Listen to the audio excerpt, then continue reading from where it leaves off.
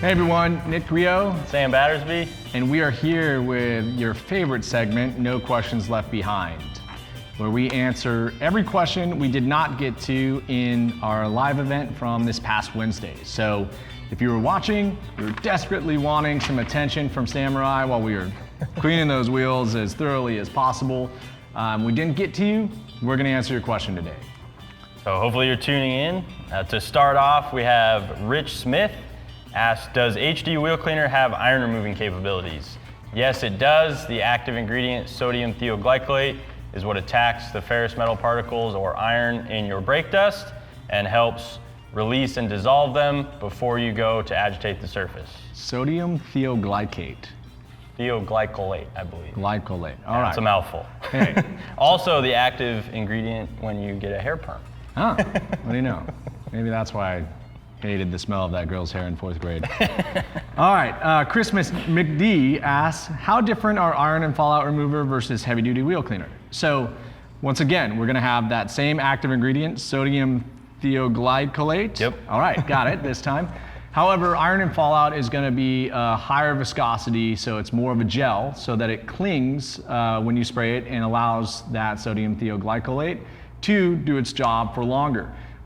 It will also have a higher level of that same active ingredient. It's meant to be spread across a vast surface, all painted surfaces, but of course it can be used for wheel cleaning as well. However, because of those higher actives, it is going to be a more expensive formula, and so you can use it for wheel cleaning, but HD wheel cleaner does the job, a little bit lower viscosity, and going to save you a little bit of money.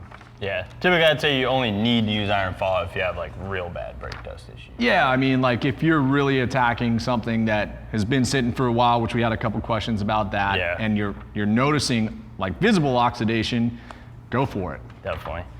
Next, we had a few of this question come in from Kyle Peterson, Nathan Sheba, and the Greg Zek. What's the difference between the HD wheel cleaner and the regular green wheel cleaner? That's a great question. We get that one often. The regular green wheel cleaner does not have the active ingredient sodium thioglycolate, so that one is not going to change color and it's not going to react and dissolve the brake dust or ferrous metal particles on the surface. However, it does have a surfactant mix in it that is going to help clean off brake dust, road grime, etc. And it is also very effective. HD wheel cleaner is going to be better for heavy brake dust buildup, whereas standard wheel cleaner is going to be better for folks who clean their wheels very frequently or vehicles that don't get a heavy brake dust buildup. Like normally I say, if it's a classic vehicle or you have a delicate surface on your wheels, stick with the standard HD, or if it's just a car that has low dusting pads, whereas if you have a BMW, German vehicle, go with HD, you're gonna need it. You misspoke, stick with the standard wheel cleaner. Oh yes, right? sorry. It's gonna be a gentler formula for, again, more lightly dirty wheels. Both of them are still gonna be pH neutral. So if you have any doubt about the compatibility of your wheel surface, whether that be raw aluminum, magnesium wheels, even some of the factory matte paints, which we'll address later, standard wheel cleaner is gonna get the job done. You're just not gonna see that purplish bleed. And yeah, it's a great cleaner. That's one of our original formulas. They also smell very different too. So, for sure, yeah. Some, depending on your preference, some prefer the green over the HD. I think Richard stated originally that he had so many BMW customers that were complaining about heavy brake dust because they were traditionally softer, higher performance pads. They developed that product for them in particular. So green for light dust or delicate surfaces, HD if you have heavy dust issues. Yeah. All right, Fab Speed Motorsport asks, should you use the HD wheel cleaner if you have ceramic brakes? Now we had questions about the safety of our wheel cleaners on ceramic brakes. Mm-hmm. We don't have issues as it relates to our wheel cleaners being applied to ceramic brakes. What you have to be sensitive to is silicones and tire dressings, even to the point where we're saying that some manufacturers do not recommend applying tire dressings at all because of the opportunity for them to sling onto the brakes, creating hot spots and potential, negative effects to your carbon ceramic brakes. As it relates to cleaning though, you are safe to do that. Of course, always clean on cool surfaces, cool wheels, cool brakes. You aren't also going to see the oxidation on carbon ceramic brakes. So yeah, for sure. A little less annoying. Rust issues. Yeah, I think heat is a very important thing to mention. Don't try to clean your wheels after a spirited drive, or even right after you get home from coming home from. Don't even spray water on them. No. I mean, that's how you warp your rotors. Yeah, right? Let them cool.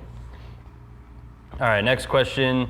Kyle Peterson asks, since heavy-duty wheel cleaner dissolves iron, are there any negatives to getting on brake rotors or other metal parts if you don't rinse?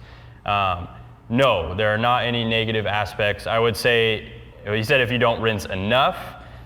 With any cleaner, you want to rinse it thoroughly off the surface, regardless of the type of ingredients in the cleaner, if it's a mild surfactant base or a stronger APC or something like that. pH neutral, alkaline, whatever. Yeah, if you leave it on and let it dry, don't rinse it well enough, you're going to get spots, you're going to have issues. So no matter what you're using, you want to rinse it off. That being said, if HD wheel cleaner gets on your brake rotors and is on there for potentially a prolonged period of time, it's not going to damage the surface. The active ingredient in there is not strong enough to actually attack an intact piece of steel and heavily degrade it. It's really just attacking those fine particles, not a solid surface. That makes sense. Yeah. I mean, it wouldn't be melting your brake rotors away. No, you're not gonna dissolve your rotors if you leave it on there. Yeah. Worse, That'd be some gnarly spots. stuff. Yeah, very much. Okay, Neil White. Neil, thanks for participating as always. Do you ever use the wheel cleaner or wheel and tire cleaner in the Griot's foam sprayer? So we don't have a wheel and tire cleaner, so I think he's talking about rubber cleaner and wheel cleaner. For sure. Now, typically, the answer simply is yes, right? If you put it in a pump-up foamer or our air foamer sudsing gun, even just straight ready-to-use formula without diluting it, you're going to be able to foam it on the wheel. And anytime you foam something, it's going to dwell a lot longer. In particular, rubber cleaner's effectiveness is drastically increased. But I would say that heavy-duty wheel cleaner, I don't know, have you ever used that through a foamer? It's a little bit more viscous than a little thicker formula. It'll work through the pump up, but you may not get quite as wide of an output from the fan. So just keep that in mind, but we'll still pump through there okay. And I think, he has foaming sprayer, so just to be super clear, it's best through the tools Nick mentioned, the pump up foamer and the air foamer sudsing gun, because you're not incorporating extra water there. If you run it through the foaming sprayer or a foam cannon, you're gonna dilute it with water that's going through that system. So you can still do it, but it may not be as strong when it's hitting the surface. Yeah, and it'll actually be a wetter foam, right? So it'll run off faster, which is the opposite of why you would put it through a foaming tool. Yeah, but the pump-up foamer is a phenomenal tool for quickly distributing high consumption products like a wheel cleaner. Yeah, especially if you've got big wheels and tires and you just have been spraying something all over the car and you already have kind of trigger fatigue. Go for one of those tools, they're great. Awesome, quick tip. All right, so iron fallout. So the next one is from Pennant Motors. Asks, best product to clean wheels that have been sitting in the yard for a while. I'd probably give two answers for that one, because there's a couple scenarios that pop into my head from something that's been sitting in the yard. Mildew and like moss growth and that kind of thing, the green slime you get from stuff that sits outside for a long time, especially if you live in the Pacific Northwest with how wet it is up here. In that situation, I'll go with foaming surface prep, diluted at 10-to-1. As we saw on your boat a couple weeks ago, it melts off, environmental contaminant very well, very quickly. Good chance that you don't even have to agitate very heavily. Pre-soak it, rinse it, and then agitate after that. And then if you have heavy, iron fallout, if you live in an industrial area or by railroad tracks, or if the wheels were taken off dirty and never cleaned, iron and fallout remover to knock out any of that caked on, stuck on brake dust. It's also important to have realistic expectations. Like, if you're talking about something that is stacked and stored and is like just really dirty, then either of those approaches works. If you're talking about failed clear coat, really old wheels, then of course the cleaning step's important, but you may have a lot more work ahead of you. Yeah, or if it's out in the back 40 getting grown in by blackberry bushes or something, you might have some pitting and some rust. So definitely clear expectations. Okay, Steve WC Pange asks, what's with the iron and fallout remover that you took it off the website? Should I throw out the one I have?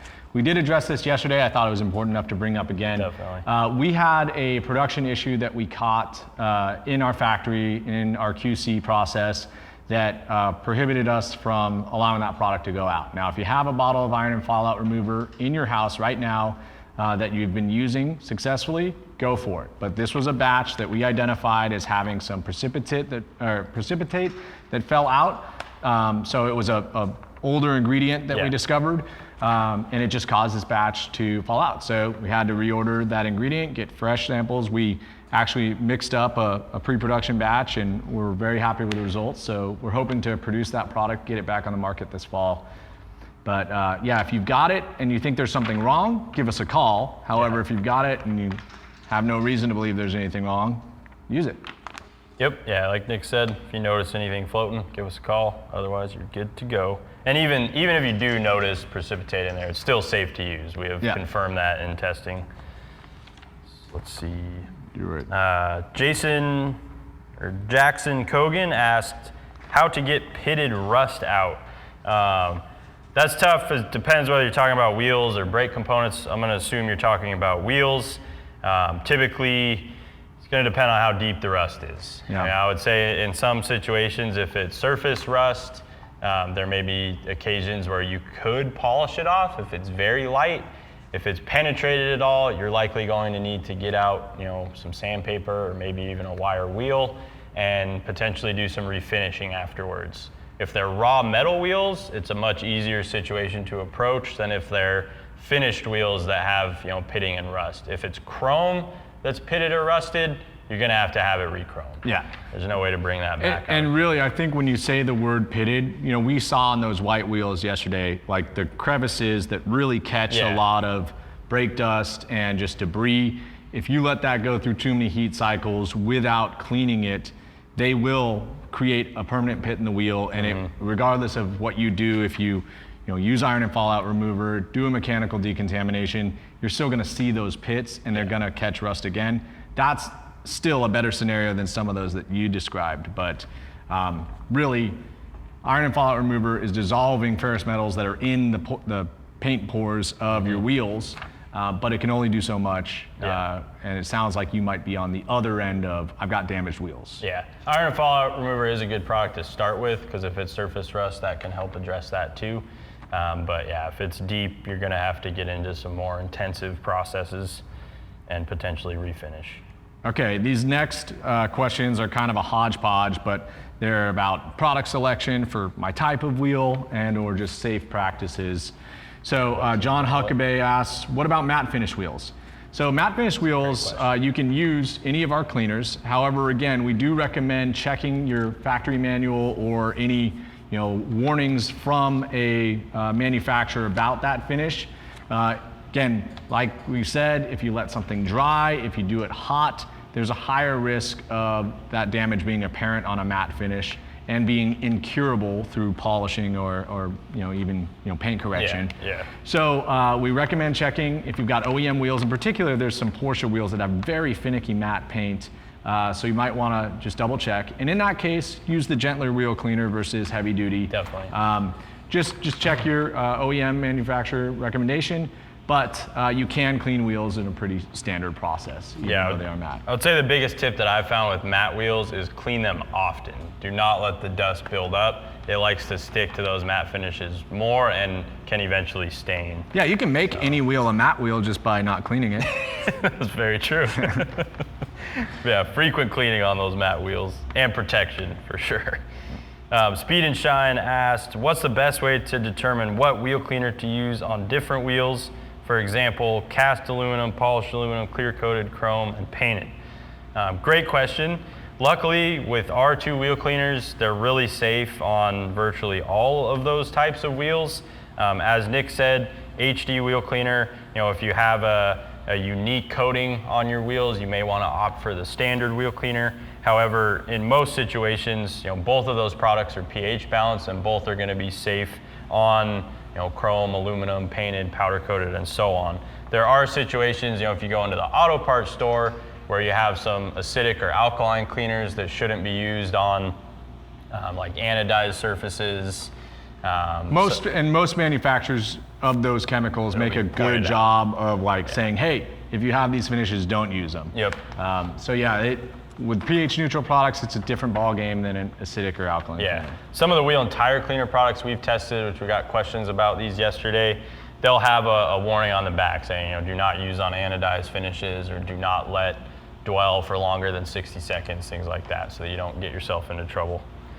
As always, set yourself up for success. We talked about it again. Yeah. Cool surface, thoroughly rinsing. Don't allow it to dry. And least aggressive method necessary. Yeah. If you don't need HD wheel cleaner, opt for the lighter duty one. Okay, we were just as being inside. Frank Frank Candor. Does this work on uncoated aluminum weld wheels? Once again, the answer is yes. Again, given the age and or sensitivity, originality, you might want to err on the side of our standard wheel cleaner, and like we said, follow the best practices and you should be okay. One other thing I did want to kind of qualify is, we mentioned it earlier, it depends upon your brake dust, how you use your wheels, Yeah, right? for sure. And how frequently you use them. If you have a light dusting brake pad, you probably don't need heavy duty wheel cleaner. If you've got a sports car that's dusty or you take it to the track, HD is going to make your job a little easier because the chemical is going to do more work for you. Yep. Yeah, that's probably more the deciding factor with our products than the type of wheel necessarily. So the next one from Arthur Martinez. Is it bad to use a high power washer on wheels with Griot's products? No, definitely not. As you can see yesterday, we started out using a pressure washer. There is a threshold of PSI. I normally recommend don't go above 3,000 PSI for something you're using on a car. There's not a lot of consumer grade pressure washers out there that'll go above that. They're typically commercial or industrial grade, so most of you won't have to worry there. But no, power washers are a great way to clean wheels. I mean, in some scenarios, if you have good protection on your wheels and you're cleaning them frequently enough, using a product like the foaming system and HD wheel cleaner, you may be able to do it touchless with a power washer. Yeah, and I think the other thing, whenever you're approaching something with a pressure washer, use maybe a broader tip. Don't use a 0 degree tip, right? Yeah, never a 0 degree and on a car. if you have like a curb rash and you can see some of your finish maybe chipping away or a possible penetration, don't focus on that, right? Yeah. Don't hit it from the side where you could get water into it and further exaggerate or damage that finish. Just brush over it, hit it from the other side. But in general, if your wheels are that way, you probably have more problems than what you're cleaning them with. Yeah, odds are you're gonna have issues with a brush too, so. Yeah. But yeah, good point. And applies to paint surfaces, the rest of the exterior of the car. If the finish isn't intact, keep the power washer away from it. So this kind of piggybacks on Sean Io's question. Would you use these same techniques to protect a repaired wheel that has curb damage? Just concerned if the paint process the repair used would be compatible with the factory finish. Now, most of these are going to be pretty much replicating the finish that's on the wheel if they're done well. So they might be sanding it down, applying some body filler, and then reapplying paint and potentially clear coat to that as well. So if you're confident in that, if it hasn't started to crack, like, indicating that the guy did a poor job to begin with, you're probably safe to approach this the same way. Definitely. The Ryan Sandberg asked, there are lots of non-acid wheel cleaners out there. Is there ever a reason to use an acid-based wheel cleaner? Sure. I mean, there are not a lot of acid-based wheel cleaners on the market anymore. Most manufacturers have switched to alkaline formulas because I think there's less regulatory risk and they tend to be safer. So I believe a lot of chrome wheel cleaners are acidic. So that's a situation where an acid-based wheel cleaner is going to be a little better if you have a chrome finish. Our old chrome wheel cleaner, which we don't carry any longer, was an acid-based product. And then I believe there's a couple manufacturers that still have chrome wheel cleaners in auto parts stores that are acidic. Yeah, generally you want to avoid the acid again for the reasons you mentioned, but also all of the reasons we're talking about, people being concerned about their wheel finish. You introduce an acid and you could get quite a bit more damage, right? I mean, that can still happen on the higher end, the alkaline scale of pH. But acid generally has a negative connotation for folks as well. But there are some pros that use acid-based wheel cleaner as a touchless method, but they're pros. So Yeah. they have a higher level of comfort about what they can use that on. And I'd say whether it's acid or alkaline, if you're using anything at the far ends of the pH spectrum, make sure that you're rinsing it off thoroughly, not letting it dwell for too long, and so on. Yeah. All right, Brief Squad says, what brushes are safe to use without scratching wheels? Well, pretty much every brush that we sell, right? Natural fibers, some softer nylons or synthetic fibers. Really, you're gonna wanna avoid like anything that's a hard pack. Some tire brushes, like our tire scrubbing brush, does have a pretty hard fiber to it. And you definitely wouldn't want to like work it on your wheel face, but if you brush the edge of it, it's probably not gonna scuff it up or mar it, but definitely nothing metal. Right? So no wire brushes. Err on the side of, say, microfiber or a softer synthetic fiber or a natural hair brush. Yeah, and then knowing the finish of your wheel too. If you have like an aftermarket painted wheel and it's a soft paint finish, obviously that's going to impact what brush you might use. But yeah. Buy it from a reputable manufacturer, and you're probably going to be in good shape. Yeah, probably if you're spending $2,000 per wheel, you probably don't want a $2 wheel brush. No, definitely not. Yeah, and don't go grab a like dish brush from the kitchen or your Brillo pad that you scrub pots and pans with. Or steel wool. Yeah, no, don't do that. No steel wool on painted surfaces, please. Yeah. Kevin Britton asks, what are the best products and practices for shining up polished aluminum wheels? We have a great product for polished aluminum or raw aluminum. That's our HD metal polish, excuse me. It was actually developed specifically for raw aluminum and does a phenomenal job at polishing those surfaces to a very nice finish, whether they're already in pretty good shape or need to be brought back. And then we do have another product that we may or may not be working on. Yeah, and polishing cones generally help. Or just foam tools to apply that polish. You can do it by hand, by machine, or with kind of a drill connected, which we still sell a foam polishing cone. It kind of helps you get into the spaces around a wheel. Our GR3 I've used that on several sets of raw aluminum wheels, especially if you have an aluminum lip. The 1-inch pad on that makes it easy to get into the spokes and tight areas on a wheel surface. So that's another good tool. Yeah, it's a much less common these days. I mean, even some people that get modern chrome wheels think they have like raw chrome. Actual chrome, but plastic chrome. Or, clear coated, so there's not a lot of real raw metal wheels on the market, but we're talking more older, classic, traditional construction.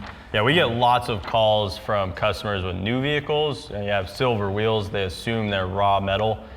I don't know of any manufacturers that produce new vehicles with raw metal wheels. They're all clear coated, so they may look like a raw surface, but there's actually a paint finish. Yeah, and even so, some of the higher end producers are now going to carbon fiber wheels, so we're going further away from metal.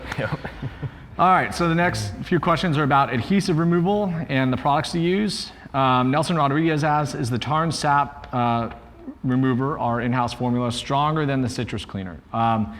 Yes, it's going to be a heavier solvent base. I think the citrus... different purpose. Different purpose too, right? Yeah. The multi-purpose is just that. It's kind of a broader application. That being said, it still has a delaminine solvent in it. It's very effective.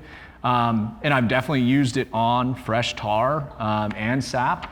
But that tar and sap remover, it is so fantastic. You can spray it on and immediately watch it dissolve. Now, it's going to kill wax, so that is one downside to it. So you can always try with citrus multi-purpose cleaner. However, I think you're definitely getting a more aggressive, purpose-built, solvent-based cleaner. Yeah, normally I'd say if you're going after tar or sap specifically, go for the tar and sap remover. Yeah. Developed specifically for those. However, like you said, citrus cleaner can work on soft tar and stuff, but mostly oily, greasy. And generally, right, try the least invasive method first. Not that tar and sap is harmful, but it will strip that wax away pretty cleanly. So if you can get away with a gentler formula, great. Next one's a good one. Popeye51 asked, would a 3M eraser wheel work to remove old adhesives? Yes, for sure. You do have to be a little cautious with those eraser wheels that can mar soft finishes. So, if it's in your barrel, it's kind of trade-offs there. You know, I'd rather have like very light marring than nasty wheel weight adhesive there, and you can probably polish out any marring that the eraser wheel was going to put in, you know, unless that finish is very soft. But yeah, 3M eraser wheels, I mean, they make quick work. Competitive, yeah, but they do a good job of removing, you know, old pinstriping. I've seen them remove old degraded clear bra or paint protection film. I generally think those are better for larger areas. Yeah. Just because you've got, you know, a drill, and granted, if your wheel's off, you probably have good access and you can go after it. But as you saw last night, we sprayed, you know, Tarn sap remover, allowed it to soak, and then kind of attacked it with a plastic razor, and that little chiseler came off pretty quick. Say in most cases that's a simpler approach. You don't have to get a drill out or anything like that. So, and you don't have to go buy the eraser wheels. Aren't the cheapest thing out there. Tire dressings. Kyle Peterson asks, do your tire dressings help prevent dry rotting and have UV protection? Yes, absolutely. So all of our tire dressings, you know, whether or not they're formulated with actual UV inhibitors in them, they're all designed to help protect the rubber that they're being applied to. That being said, there are, you know, low quality, cheap tire dressings out there that will actually accelerate UV damage and issues like dry rot. So you do want to be careful that you're purchasing a quality product, you know, something that has been tested and proven on tires. You know, really high solvent tire dressings can be one of the more guilty parties of causing dry rot or enhancing, accelerating UV damage. And we got all sorts of action around the Yeah, there's a lot of noise in the background, guys. Yeah, Sorry about that. We have our landscaping coming through for car show this weekend, and they're painting the outside of the building, so it's been kind of crazy. Guys are up on cranes, so apologize, bear with us. I mean, man, we've been live when it's drifting at SEMA, so it doesn't really bother us, but it's pretty in our face. I was thinking earlier, I just hope there's no wet paint down low with those guys blowing grass everywhere. All right. Okay, so Nelson Rodriguez asked, somebody stated that brown that comes out of the tires isn't dirt. Is that true? That is true, yeah. It's kind of a mold release that comes out of the tires, and as Sam mentioned earlier, you can kind of drive it out with a heavier solvent-based formula. You can cut some of that off. We showed you rubber prep, but once it starts coming, it generally does not stop. So some tires are worse than others, but no, it's not dirt that's accumulating, unless of course you put a high silicone tire dressing and drove through a dusty field, then But if you've cleaned your tires and they are still appearing brown, it's the tire protecting itself essentially. And it's more tire common, blooming is what it's called. More common in modern rubber compounds, you know, to prevent, you know, further damage to the tire, but yeah, it looks ugly. And you can hide it with some dressing, but once it starts, it really doesn't stop. Yeah, just keep up on the cleaning, you know, clean it off, put a good dressing on there. And then, you know, I have seen it occur more frequently on cars that are stored outside for long periods. That's why, you know, you'll see a lot of guys, nice RVs or boat trailers, you put the tire covers over them if they're stored for a long period of time with sun exposure. That's another tip. Nathan Sheba, is tire dressing safe for the rubber, or does it accelerate oxidation and or degradation? So we kind of answered that 2 questions ago, but as long as it's a quality product, it is not going to cause, you know, degradation or accelerate oxidation or UV damage. However, there are, you know, high solvent, cheap products out there that can do that. Really, what we found in a lot of our tire dressing testing is the less expensive the product, the lower silicone content, higher solvent content. So you're really getting what you pay for. There's plenty of good products on the market. Buy from a reputable brand, pay for, you know, a reputable product, and you're probably going to get something that helps stave those things off. Yeah, definitely. And then just frequent tire care too. I mean, cleaning them often, all of those things. Yeah, so a lot about this tire blooming, browning. Nelson Rodriguez again asked, when cleaning the tires, do you continue adding products until the brown stops appearing? so we kind of explained to you, you're actually just going to continue to deal with it. You know, you can dress the tire and hide it for a period of time until that tire dressing either goes off with lots of mileage, weather exposure, but frequent cleaning and proper, you know, dressing will make your tire look less brown, but once it starts, it's really hard to stop. Yeah, I have seen where dressings seem to slow it from occurring, so keeping them clean, keeping a good dressing on there. Track Rat asks, how do you go about getting the best tire shine and least amount of sling? So if you want the highest shine, you're probably going to have a higher amount of sling, is what I would say. In my experience, my personal preference, anytime I apply any tire dressing, I wipe the tire down with a dry towel afterwards. Normally I'll let it set for 10 to 15 minutes before I do that, so the product gets a chance to kind of soak in and adhere better. But I always take one of our multi-purpose towels and you're not wiping the dressing off, just a light wipe. I'm not putting a lot of pressure. I'm just trying to get the pools and buildup out of the texture and the lettering, and kind of knock down so that I don't have excessive dressing that's gonna let go as soon as the tire starts spinning. And that's generally the case with aerosol applied dressings. You know, generally people get so stoked, they over apply. Yep.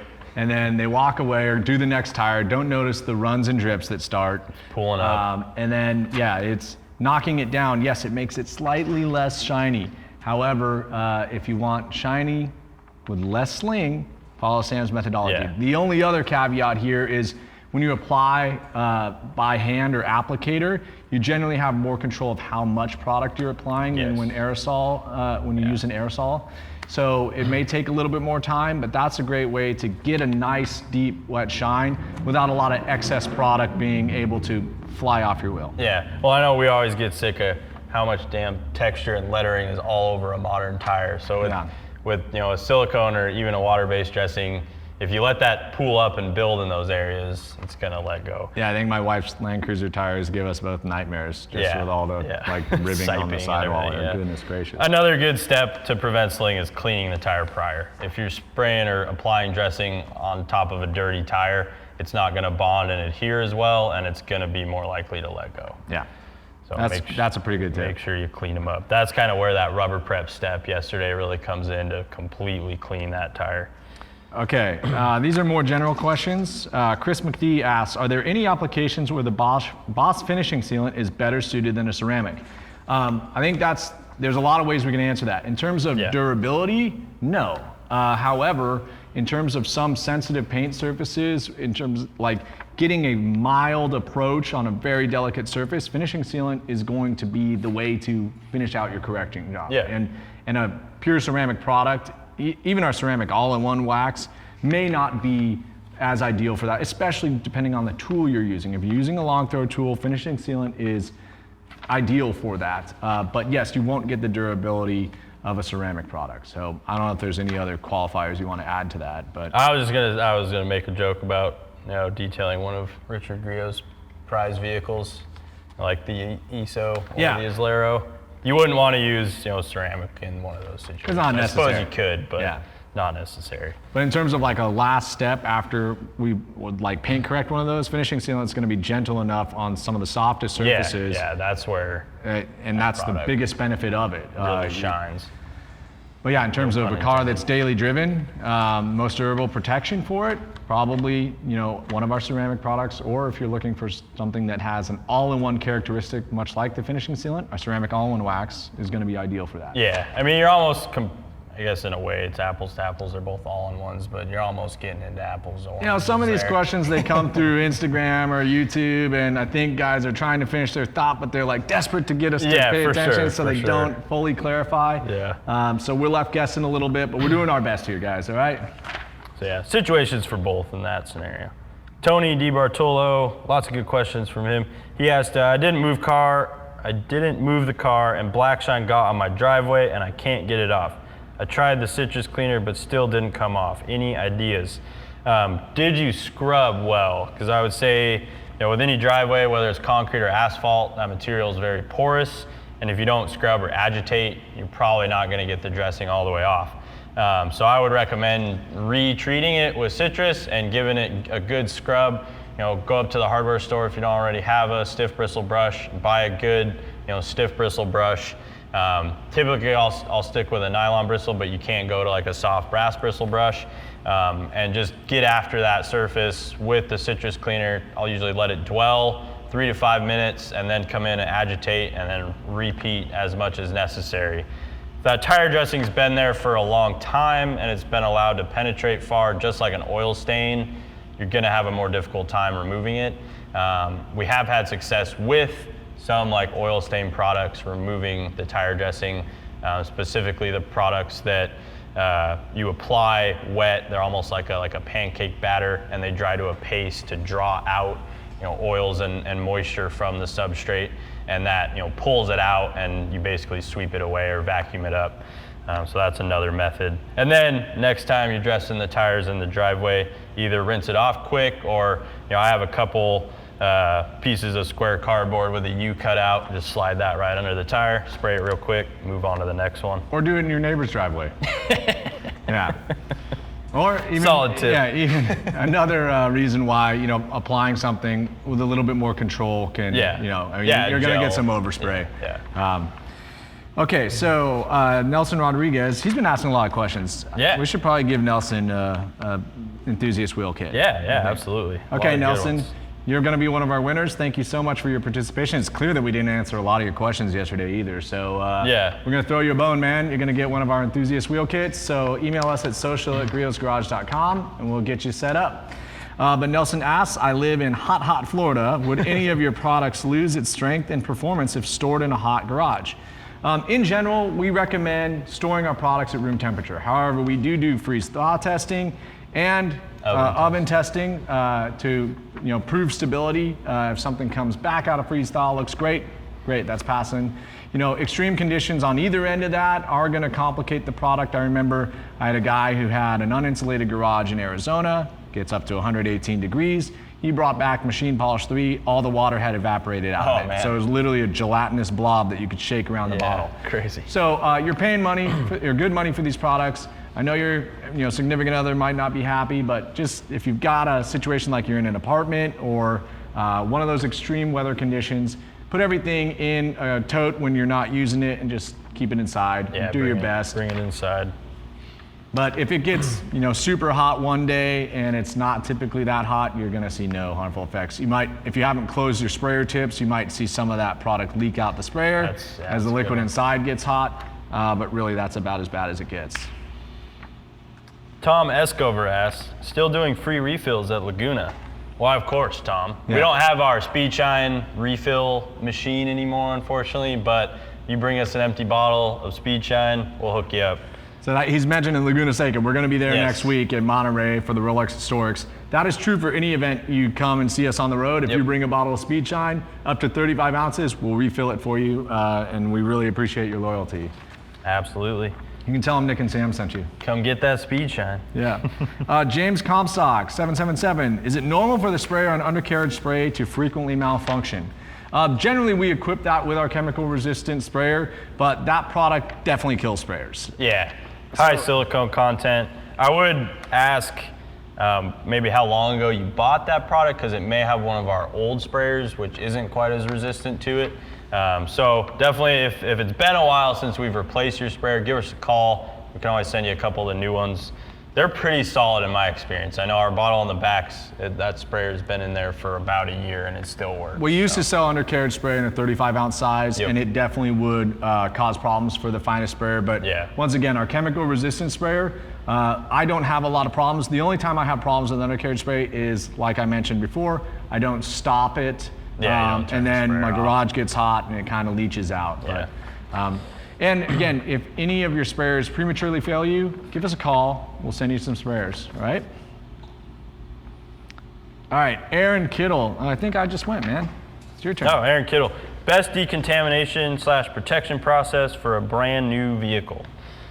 Oh, we get this question a ton. This is the one we need to do like a brand new vehicle video. I think we're gonna have the opportunity pretty soon. Yeah, absolutely. Oh, yeah. Something might be coming. Have you guys been watching for years? My Bronco's like supposed to arrive a week from now. So. Oh man, finally. Yeah.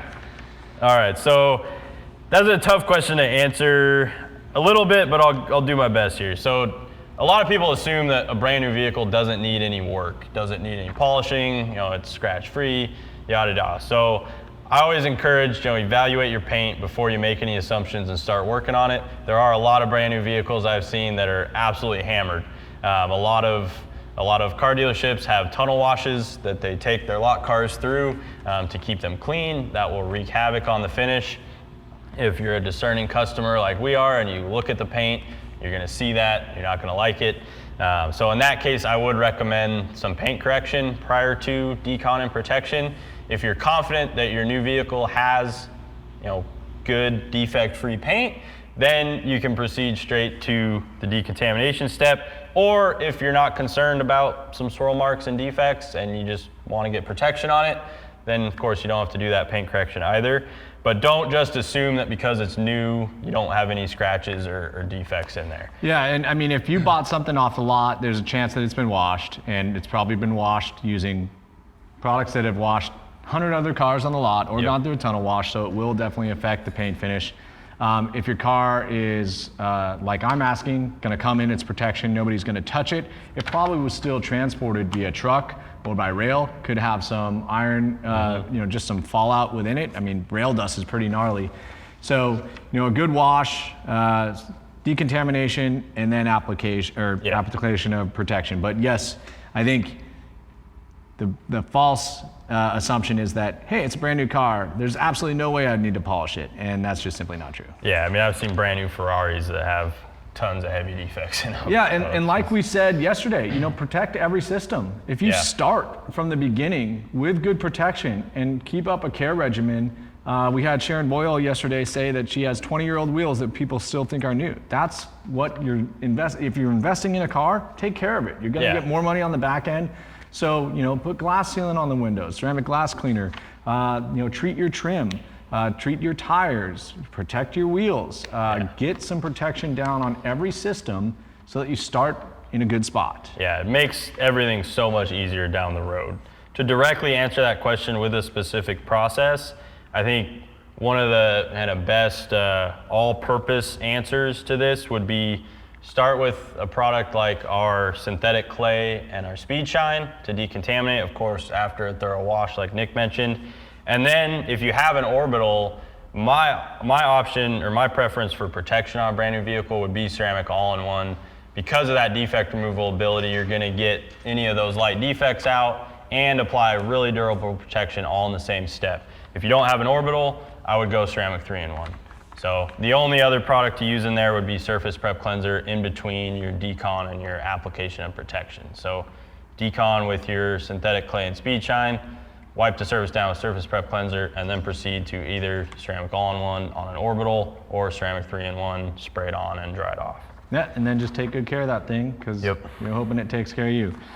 All right, guys, well, that is all we've got today. We answered quite a few questions. We're here for longer than we intended to. So, yeah, that was solid. Got through them all.